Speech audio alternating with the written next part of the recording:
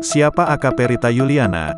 Namanya mendadak viral dan jadi perbincangan setelah kasus tewasnya Brigpol Nopriansah Yosua Huta Barat alias Brigadir J di rumah dinas Irjen Pol Verdi Sambo.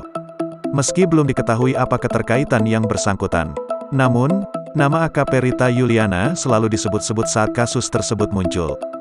Bahkan, isu terakhir menyebut jika AKP Rita yang kini merupakan anggota Polda Metro Jaya telah mengundurkan diri dari institusi Polri. Namun, Humas Polda Metro Jaya Zulpan saat dihubungi, Rabu, tanggal 20 Juli tahun 2022, menepis jika AKP Rita telah mengundurkan diri dari Korps Bayangkara. Dia menegaskan AKP Rita masih anggota aktif di Polda Metro Jaya. Berikut potret cantik AKP Rita Yuliana yang tengah jadi perbincangan tersebut.